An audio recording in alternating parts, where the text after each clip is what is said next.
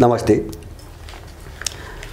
आज मैले यो युक्रेन सङ्कटलाई लिएर यो सबैभन्दा पछि विश्वको जुन तस्बिर सामान्यमा आएको छ त्यसको बारेमा केही चर्चा गरेर त्यसले कस्तो चाहिँ परिणामतिर लैजाला विश्वलाई त्यसबारे केही निष्कर्ष मात्रै मैले दिन खोजेको छु। जस्तो अहिले अमेरिकामा एउटा ठुलो विवाद सुरु भएको छ।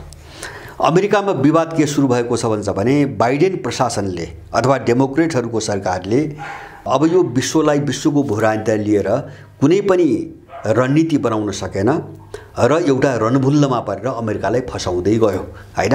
कारण के त भन्छ भने उसले युक्रेनमा पनि हात हाल्यो र एकैपटक ताइवानमा पनि हात हाल्यो हैन। युक्रेनको मुद्दा नटुङ्गिँदै ताइवानमा पनि हात हाल्यो।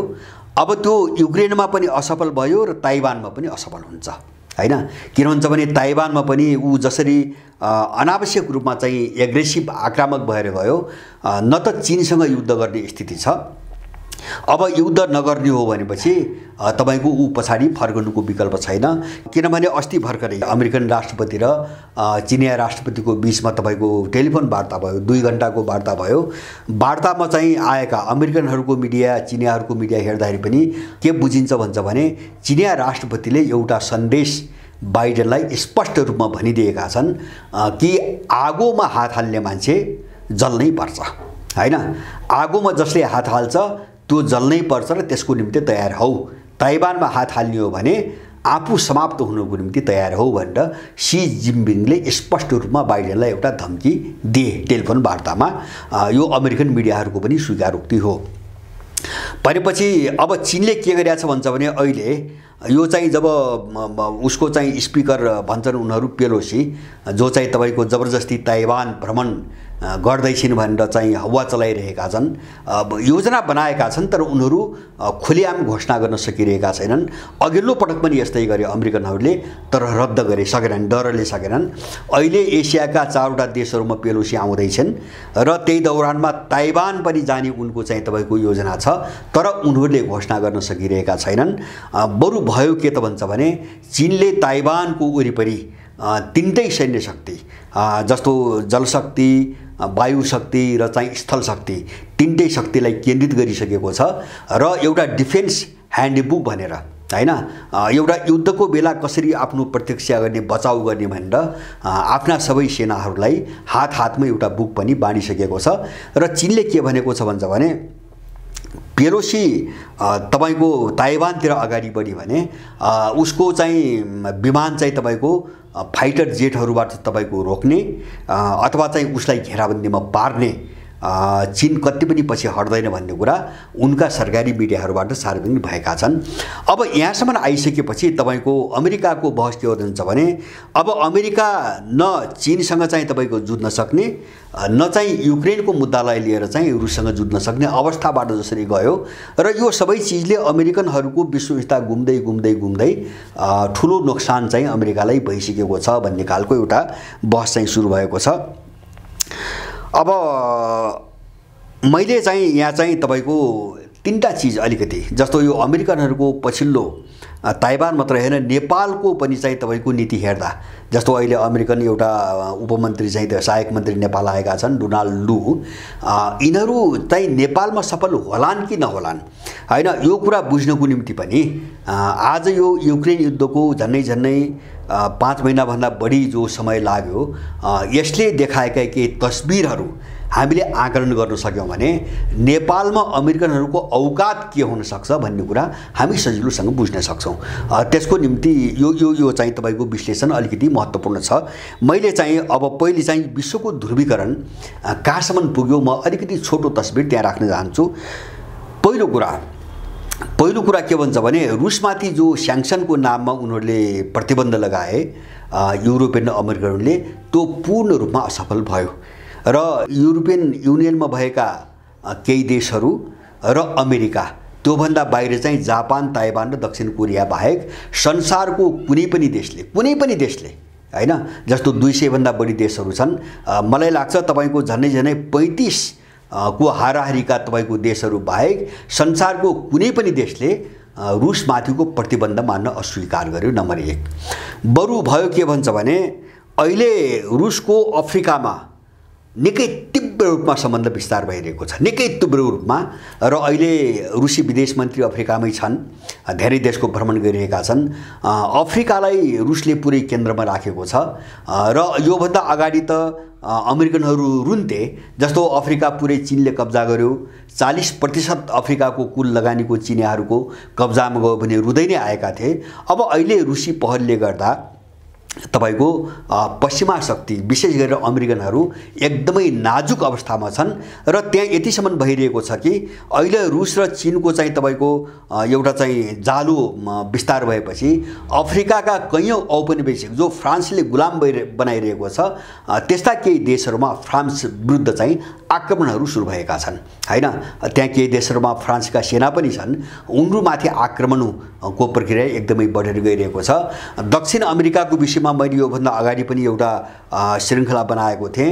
200 वर्षपछि जो के अरे चाहिँ अमेरिकनहरूको एकाधिकार थियो अथवा सिङ्गो ल्याटिन अमेरिकालाई उनीहरूले एउटा उपनिवेशको रूपमा प्रयोग गरिरहेका थिए, त्यो इतिहासमा पहिलो पटक उनको हातबाट मुक्त भएको छ। र त्यहाँ चाहिँ तपाईको 10 वटा देशमा अमेरिका विरोधी वामपन्थी अथवा चाहिँ मध्य वामपन्थी भनिने व्यक्तिहरूले चुनाव जितेका छन्। र अहिले ल्याटिन अमेरिकाबाट तपाईको मध्य अमेरिकाको चाहिँ तपाईको के अरे चाहिँ निकारागुआ, होन्डुरस, मेक्सिकोदेखि लिएर दक्षिणमा तपाईको अर्जेन्टिना, बोलिभिया अथवा चाहिँ तपाईको के अरे चाहिँ लगायतका देशहरूमा जो चाहिँ एकदम अमेरिका विरोधी र युरोप विरोधी भावना बढ्दै गइरहेको छ। यसले चाहिँ ल्याटिन अमेरिका पनि यिनले गुमाएको, अफ्रिका पनि अब झन्डै गुमाइसकेको अवस्था छ।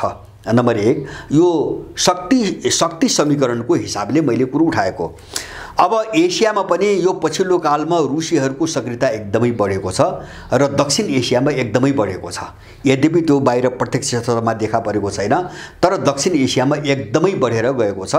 र अब त्यसको एउटा चाहिँ जस्तो चाहिँ तपाईको पूर्वी एसियामा त उनीहरूले चीनसँग मिलेर वा नमिलेर धेरै पटक संयुक्त सैन्य अभ्यास पनि गरेका छन्। जस्तो कुरिल द्वीपका वरिपरि, जापानको वरिपरि धेरै त्यस्ता अभ्यासहरू भएका छन्। अस्ट्रेलियाको वरिपरि त्यस्ता अभ्यासहरू भएका छन् र आफ्ना सैनिक जहाजहरू स्थापित गर्ने प्रक्रिया पनि अगाडि बढिरहेको छ। र अहिले विशेष गरिकन टार्गेट अब लडाईँको मोर्चा कहाँ गइरहेको छ भन्छ भने एउटा आर्कटिक क्षेत्रलाई कसरी नियन्त्रण गर्ने भन्ने चाहिँ एउटा लडाईँ एकदम तीव्र भएको देखिन्छ। ध्रुवीकरण जस्तो आर्कटिक भनेको यो रुस भयो, नर्वे भयो, फिनल्यान्ड भयो, अमेरिका अथवा क्यानाडादेखि उत्तरतिरको जो भूभाग छ हैन, जो उत्तरी सागर भन्छौँ हामी आर्कटिक सागर, त्यो चाहिँ प्राकृतिक स्रोतको हिसाबले संसारको जति पनि स्रोत छ पृथ्वीमा त्यसको झन्डै चाहिँ तपाईको 30% स्रोत आर्कटिक सागरभित्रै छ भन्ने चाहिँ अनुमान गरिएको छ। एउटा त्यो कब्जा गर्ने कुरा भयो, त्यसलाई उपयोग गर्ने कसले गर्ने भन्ने कुरा भयो।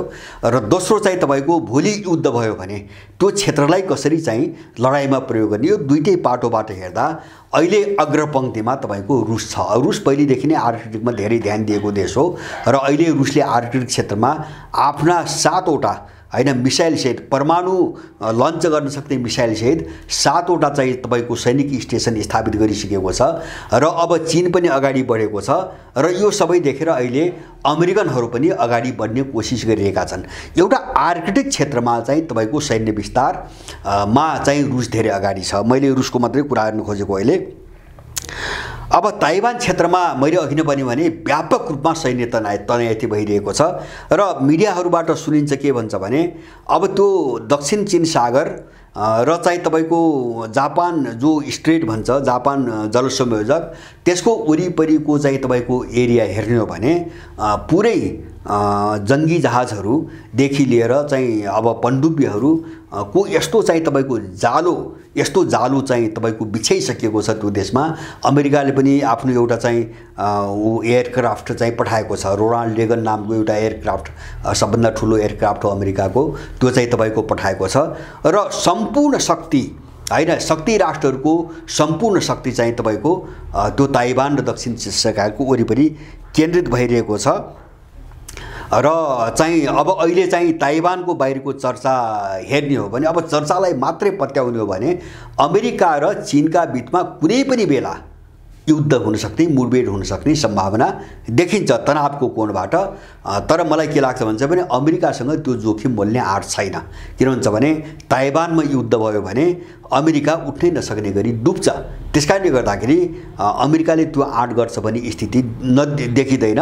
त्यो त पेलोसीको चाहिँ तपाईँको ताइवान जाने निर्णय गरिसकेर पनि बाहिर चाहिँ त्यसलाई सार्वजनिक नगर्नु र यो चाहिँ तपाईँको विभिन्न पाडे भाषा प्रयोग गरेर यसलाई टार्नुका पछाडिको कारण पनि के हो भन्छ भने त्यहाँ चाहिँ चीनसँग मुठभेडको निम्ति उनीहरू तयार छैनन्। दोस्रो, अब तेस्रो चाहिँ तपाईँको मैले युक्रेन अहिले चाहिँ यो पछिल्लो कालमा रुसको युक्रेन मामिलाले लिएर एउटा रणनीति फेरिएको सङ्केत देखा परेको छ।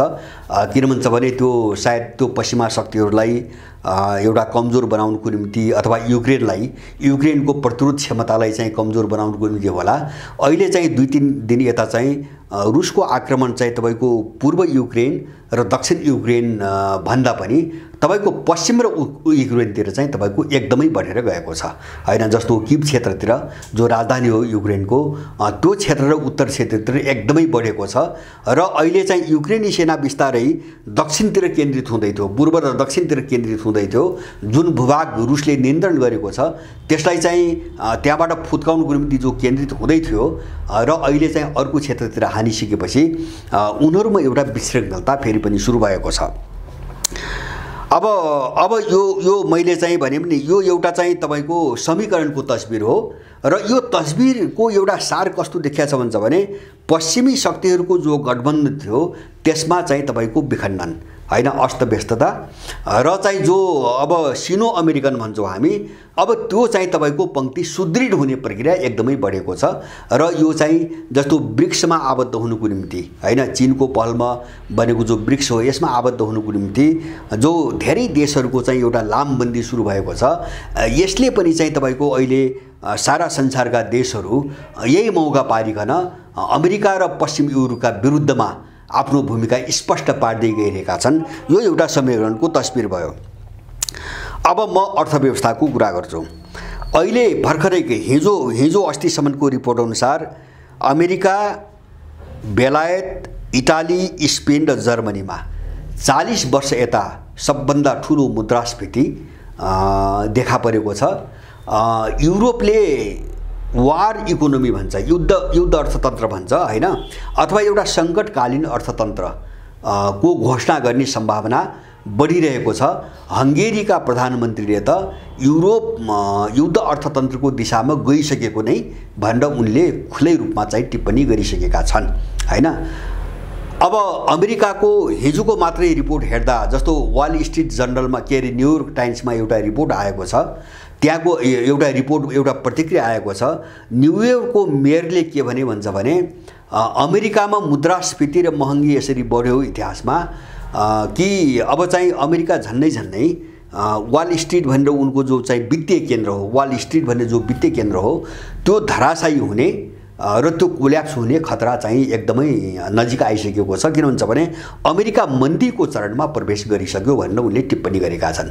मन्दी भनेको सामान्य आर्थिक चाहिँ तपाईँको समस्या मात्रै होइन, एउटा अत्यन्तै गहिरो गत्यावरोध, अत्यन्तै ठुलो गत्यावरोध, एउटा हाहाकारको दिशामा त्यो चरणमा अमेरिका प्रवेश, रेसेसनको दिशामा अमेरिका प्रवेश गरिसकेको छ र यसले कुनै पनि बेला अमेरिकाको अर्थतन्त्र कोल्याप्स हुन सक्छ भनेर न्युयोर्कको मेयरले भर्खरै हिजो अस्ति मात्रै टिप्पणी गरेका छन्। र जर्मनीको तपाईँको कुरा गर्नुहुन्छ भने जर्मनीमा अहिले चाहिँ तपाईँको ग्यासको अभावमा, रुसी ग्यासको अभावमा कटौती भएपछि तातो पानीको सप्लाई बन्द गरिएको छ धेरै ठुलो मात्रामा र भनिएको छ। जस्तो स्विमिङ पुलहरूमा तातो पानी चाहिँ प्रयोग हुन्थ्यो त्यो धेरै ठाउँमा बन्द गरिएको छ, अथवा चाहिँ विद्युत धेरै ठुलो मात्रामा कटौती गरिएको छ र धेरै उद्योगहरू बन्द भइसकेका छन्। र जर्मनीको अवस्था कहाँ पुग्यो भन्छ भने हिजो अमेरिकाको मतियार बनेर जो जर्मन र रुसका बीचमा बनेको थियो नर्ड स्ट्रिम 2 भन्ने एउटा ग्यास सप्लाई गर्ने पाइपलाइन, अहिलेसम्म सप्लाई चाहिँ पुरानो पाइपलाइनबाट भइरहेको छ र दोस्रो कार्यान्वयन हुनुपर्थ्यो 3-4 महिना अगाडि नै, तर 3-4 महिना अगाडि, तर अमेरिकन दबावमा जर्मनीले त्यो कार्यान्वयन गरेन। अहिले जर्मनी चाहिँ नराम्रो खालको मन्दीमा फसेपछि र अब यो जाडो सुरु हुने बित्तिकै त्यहाँ एउटा ठुलो विद्रोह हाहाकारको स्थिति आउने खतरा बढेपछि अहिले जर्मनको केही सांसदहरूले जो नर्ड स्ट्रिम 2 सम्झौता भएर बनिसकेको छ त्यसलाई तुरुन्तै कार्यान्वयन गर्नुपर्ने दबाब दिन सुरु गरेका छन् जर्मनीमा, हैन। जर्मनीले त्यो चाहिँ कार्यान्वयन गरेन भने जर्मनी फस्छ, अमेरिकाको पछि लागेर जर्मनी चाहिँ नराम्रोसँग डुब्छ भन्ने चेतावनी दिइरहेका छन्। जर्मनमा ठुलो विरोध भइरहेको छ। त्यसपछि अर्को एउटा चाहिँ तपाईको युरोपियन र अमेरिकनहरूको एउटा नाजुक स्थितिको एउटा तस्बिर कहाँ देखिन्छ भन्छ भने, जस्तो साउदी राजकुमार जो सलमान बिन थिए उनलाई यिनीहरूले धेरै आरोप लगाए, खगोशीको चाहिँ हत्यारा, एउटा पत्रकारको हत्यारा भने, यसलाई चाहिँ प्रतिबन्ध लगाउनुपर्छ भने, के अरे छानबिन गर्नुपर्छ भने, अथवा चाहिँ त्यस्ता अपराधमा यसलाई दण्डित गर्नुपर्छ भने झन्नै चाहिँ तपाईको त्यो खगोशीको हत्यापछि पश्चिमी युरोप र अमेरिकाबाट तिरस्कृत एउटा देशको रूपमा रहेको थियो साउदी अरेबिया। तर अहिले चाहिँ तपाईको पश्चिमाहरू लाजै नमानिकन, हैन, लाजै नमानिकन एक पछि अर्को गरी सलमान बिनको खुट्टा ढोगिरहेका छन्। जस्तो चाहिँ तपाईको 2-4 महिना अगाडिको कुरा हो, अमेरिकन राष्ट्रपतिले फोन गरे, त्यहाँको र युएई दुवै देशका चाहिँ शासकहरूले उनको फोनै उठाइदिएनन्, त्यो रेस्पोन्स पनि गरेन, मतलब पनि गरेनन्। अनि उनले रेस्पोन्सै नगरेपछि अमेरिकन राष्ट्रपति चाहिँ रुँदै अस्ति चाहिँ साउदी अरब जानु पर्यो, हैन। तर उनी जे सोचेर गएको थिए त्यो सपना तुहियो। उनी गएको मुख्य एजेन्डा भनेको तेलको आपूर्ति, के अरे उत्पादन बढाउने। रुसको कटौतीले, ग्यास कटौतीले जो समस्या आएको छ विश्वभरि, जो मुद्रास्फीति र महँगी बढिरहेको छ, यसलाई रोक्नुको निम्ति तेलको मूल्य बढाउने भन्ने थियो। त्यसमा उनी पूर्ण असफल भए र यो पछिल्लो हिजो मात्रै फ्रान्समा तिनी साउदीका राजकुमार फ्रान्समा गएका छन् र फ्रान्समा ठुलो विरोध भइरहेको छ अहिले एउटा पक्षबाट। किन भन्छ भने हिजो त्यसरी चाहिँ तपाईको दुधकारेको, थुकेको र दण्डित गर्नुपर्छ भन्ने माग गरिएको व्यक्तिलाई माइक्रोनले जसरी स्वागत सत्कार भव्य रूपमा गरे, यो एकदमै निन्दनीय छ भनेर चाहिँ त्यहाँ विरोध भइरहेको छ। तर बाध्य छन् उनीहरू। किन भन्छ भने अब जसलाई तिरस्कार गरेका थिए उनको पनि खुट्टा ढोग्नुपर्ने अवस्था आयो। किन भन्छ भने उनको अर्थतन्त्र कुनै पनि बेला तपाईको ढल्ने खतरा बढ्यो। रुसको होइन, उनको अर्थतन्त्र अब ढल्ने दिशातिर गयो। यो एउटा चाहिँ तपाईको दृश्य यो पछिल्लो कालमा देखा परिरहेको छ। किन भन्छ भने मैले भने जर्मनीको सङ्कट, फ्रान्सको चाहिँ तपाईको यो छटपटाहट, त्यसपछि अमेरिकाको चाहिँ तपाईको यो छटपटाहट, त्यति मात्र हैन, यिनै कारणले गर्दा इटलीमा सत्ता परिवर्तन भयो र अहिले चाहिँ यो पश्चिमाहरूको मिडियाको आरोप हेर्ने हो भने पुटिनले चाहिँ सत्ता कुगराए भनिरहेका छन्। किन भन्छ भने अहिले चाहिँ हिजो प्रो अमेरिकन अथवा चाहिँ पश्चिमाहरूसँग लागेर रुसका विरुद्ध जो चाहिँ प्रतिबन्ध लगाउने जुन व्यक्ति थिए तिनी चाहिँ सत्ताबाट बाहिर गए र अहिले पुटिनसँग सबैभन्दा बढी नजिक भएको भनेर चिनिएका व्यक्ति चाहिँ तपाईको इटलीको सत्तामा आएका छन्। माने अहिले यो युद्धले, मैले भन्न खोजेको, अब युरोपियन देशहरूको घरेलु राजनीतिमा र अमेरिकनहरूको घरेलु राजनीतिमा नराम्रोसँग असर गर्न थालेको छ र मान्छे अहिले चाहिँ उल्टो दिशातिर फर्किन सुरु गरेको छ, हैन। हिजो रुसलाई निन्दा गर्ने मान्छेहरू आज चाहिँ आफ्नै देशको शासकको विरुद्धमा तपाईको अगाडि बढिरहेको छ। यस्तो खालको एउटा समीकरण, आर्थिक सङ्कटले बिस्तारै विश्वभरिको चाहिँ शक्ति समीकरणलाई नराम्रोसँग अथवा चाहिँ अकल्पनीय रूपमा चाहिँ तपाईको उल्टाइरहेको छ। र तेस्रो अर्को मैले एउटा पाटो अन्तरिक्ष चाहिँ तपाईको शक्ति। अब भोलिको ध्रुवीकरणको कोणबाट अथवा युद्धको कोणबाट हेर्दा अन्तरिक्ष शक्तिको म अलिकति चर्चा गर्न चाहन्छु।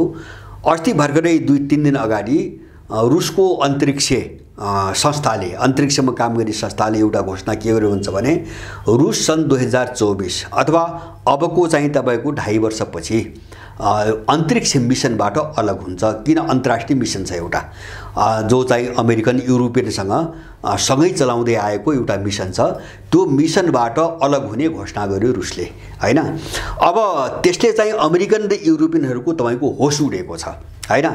अब अलग हुने निर्णय गर्यो र उसले के भन्यो भन्दाखेरि रुसले आफ्नै स्टेसन खडा गर्छ अब, हैन। रुसले आफ्नै स्टेसन चाहिँ खडा गर्ने निर्णय घोषणा गर्यो र चीनले पनि आफ्नो अलग स्पेस स्टेसन बनाइरहेको छ, त्यो काम अगाडि बढाइसकेको छ। तर अब चाहिँ पश्चिमाहरूको स्टेसन रुसले सहकारी तोडिदियो भने पश्चिमाहरूको स्टेसन बन्न सक्ने सम्भावना छैन।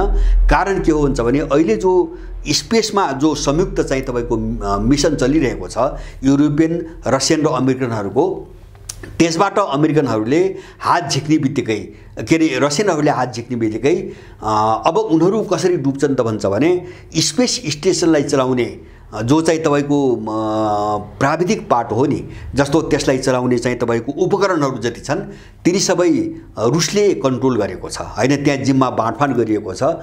जस्तो चाहिँ अन्तरिक्ष यात्रीहरूलाई चाहिँ जस्तो लजिस्टिक, खानपान, सेवा सुविधा, बसाइ आदिको व्यवस्था चाहिँ तपाईँको अमेरिकनहरूले गर्छन्, युरोपियनले अरू केही काम गर्छन्। तर त्यो स्टेसनलाई सञ्चालन गर्ने, हैन, मेकानिकल्ली सञ्चालन गर्ने जो जिम्मा हो त्यो जिम्माको तपाईँको रुसको हातमा छ। अब त्यो प्रविधि अमेरिकन र युरोपियनहरूसँग छैन र अब त्यही भएर चाहिँ अमेरिकाले के भनिरहेको छ भन्छ भने कमसेकम 2030 सम्म यो सहकारी जसरी पनि राख्नुपर्छ भनेर अमेरिकाले भनिरहेको छ। रुसले 24 मा निस्किने घोषणा गर्यो। किन अमेरिकनहरूले के सोचेका छन् भन्छ भने 2030 भन्दा अगाडि हामीले अन्तरिक्षमा स्टेसन बनाउने कुनै पनि प्रविधि विकास गर्न हामी सक्दैनौँ, त्यसैले हामी डुब्छौँ भन्ने चाहिँ भय उनीहरूलाई छ। अब यसो भयो भने अब दुनियाँ कहाँ पुग्यो त भन्छ भने अन्तरिक्षमा चीन र रुसको चाहिँ तपाईँको एकाधिकार हुने भयो, पश्चिमा शक्तिहरू त्यहाँबाट ढल्ने भए। अब 24 पछि चाहिँ त्यहाँबाट चाहिँ निस्कने भए। यसले गर्दाखेरि जो अन्तरिक्ष युद्ध भन्छौँ नि हामीले, हैन, आकाशबाट लडिने, अन्तरिक्षबाट लडिने जो युद्ध हो त्यो युद्धको एक होरो चाहिँ खतरा पश्चिमी जगतका अगाडि आयो, हैन। यो ठाउँमा रुसले अहिले पुर्यायो, हैन। 24 पछि त्यहाँबाट निस्कने घोषणा गरेर पश्चिमाहरूलाई निकै ठुलो सङ्कटमा पारेको छ। अब यो तीनटा चिजले मैले भने नि उनीहरूको पतन यस्तो रफ्तारमा सुरु भयो पश्चिमाहरूको। हामीले यो विकासको एउटा प्रक्रियालाई हेर्यौँ भने हामी बुझ्छौँ। जस्तो मैले भने एउटा अन्तर्राष्ट्रिय सन्तुलन, हैन, त्यसमा पनि पश्चिमाहरू निकै ओह्रालो लागे। मैले भने ल्याटिन अमेरिका कुरा गरेँ, अफ्रिका कुरा गरेँ, एसिया कुरा गरेँ, अथवा ब्रिक्सको कुरा गरेँ, अथवा पश्चिमी एलायन्समा भइरहेको फाटो र विघटनको कुरा गरेँ। एउटा अन्तर्राष्ट्रिय शक्ति समीकरण र सन्तुलनको कोणबाट एकदमै पतनको दिशातिर गए उनीहरू, हैन। र रुस र चीन त्यसको विपरीत एकदमै चाहिँ माथि अगाडि बढे, हैन। एउटा पाटो समीकरणको पाटो। दोस्रो चाहिँ तपाईँको आर्थिक पाटो। आर्थिक पाटो अमेरिकन र युरोपियन अर्थतन्त्र अब बिस्तारै मलाई लाग्छ केही समयपछि एउटा के अरे चाहिँ ग्रेट रिसेसन भन्छ नि यिनीहरू, एउटा चाहिँ महामन्दीको चरणमा प्रवेश गर्दैछ र उनीहरू चाहिँ युद्ध अर्थतन्त्रको नीतिबाट अगाडि बढ्नुपर्ने ठाउँमा पुगिरहेका छन्, हैन। अमेरिका युरोपबाट खुला रूपमा त्यो आवाज उठाइरहेको छ, यिनको अर्थतन्त्र ढल्दैछ। दोस्रो पाटो। र तेस्रो पाटो मैले उठाउन खोजेको जस्तो अन्तरिक्षमा अब चाहिँ पश्चिमाहरूको हात पूर्ण रूपमा काटियो भने अन्तरिक्षमा यिनको सफाया हुनेछ, अथवा अन्तरिक्षमा रुस र चीनको एकलौटी हुनेछ। अब त्यसपछि त्यो स्थिति आयो भने अब यहाँ चाहिँ लडिने युद्धमा पश्चिमा शक्तिले कुनै पनि हालतमा जित्दैन। किन भन्छ भने जस्तो अन्तरिक्षसम्म हान्ने यिनीसँग मिसाइल पनि हुँदैन र अन्तरिक्षमा उनको आफ्नो स्टेसन पनि हुँदैन भनेपछि अब माथिबाट चाहिँ यिनका विरुद्धमा जे पनि गर्न सक्ने अवस्थामा रुस र चीन पुगिसकेका छन्। यो तीनटै चिजले के देखाउँछ भन्छ भने पश्चिमा शक्तिहरू भित्र एकदमै खोक्रिएर नाजुक भएर गएका छन्। र मैले यो सन्दर्भलाई नेपालको भूराजनीतिसँग कहाँ जोड्न चाहन्छु भन्छ भने होला हामीलाई बाहिरी रूपमा एकछिन अस्तव्यस्त बनाउने, अराजकता फैलाउने, हत्या हिंसा गर्ने र अन्तिम कोसिस गर्ने त सबै गर्लान्। तर यो सबै मोर्चामा हार्दै गइरहेको अमेरिका चीन र रुससँग हार्दै गएको अमेरिका नेपालमा एमसीसी र एसपीपी ल्याएर सफल हुन्छ भन्ने कुराको मैले कल्पना पनि गर्न सक्दैन। किन भन्छ भने त्यो चिज त के भन्छ भने हामीले समग्र विश्वको परिवेशबाट नेपाललाई कटाएर एउटा सानो टुक्राको रूपमा मात्रै लियौँ भने त, अथवा चाहिँ हामीले आफ्नो देशको परिधिभित्र बसेर सानो भूगोलभित्र बसेर यहाँ चाहिँ अमेरिकालाई डरलाग्दो विशालकाय भीमकाय शक्तिको रूपमा हेरेर कल्पना गऱ्यौँ भने हैन, अब भयानक तस्बिर देखिन्छ, भयानक ठान्नुपर्छ पनि। तर समग्र विश्वको चाहिँ एउटा टेन्डेन्सी, एउटा ट्रेन्ड जतातिर गइरहेको छ नि, यो हेर्ने हो भने नेपालमा अमेरिकनहरू सम्भावना हुने कुनै पनि चाहिँ तपाईँको आधार मैले देख्दिनँ हैन, सफल हुने कुनै पनि आधार देख्दिनँ। मात्रै यहाँ के हो त भन्छ भने एउटा चिज मात्रै मैले देखेको, जो विदेशी एउटा पेशेवर रूपमा चाहिँ देश विरुद्ध अपराध गर्दै आएका जो अपराधीहरू छन्, जुन गिरोहहरू छन् दलको नामको, यिनीहरूमाथि निर्णायक तपाईँको एउटा कारबाही, यिनीहरूलाई दण्डित गर्ने एउटा अभियान नेपालमा सुरु मात्रै हुनुपर्छ, गर्नुपर्छ। त्यो हुने बित्तिकै यिनीहरू तासको पत्ताको घर जो ढल्छ नि त्यसै गरी यिनीहरू ढल्छन्। यिनका जो ग्राउन्ड हुन्, जो धरातल हुन्, सबै भत्किसकेको अवस्था छ। त्यसकारणले गर्दाखेरि हामीले हाम्रो देशको भूराजनीतिलाई पनि समग्र विश्वको जो भूराजनीतिक सन्तुलन अथवा चाहिँ एउटा विकास प्रक्रिया जो हो नि त्यसबाट अलग्याएर बुझ्नु हुँदैन।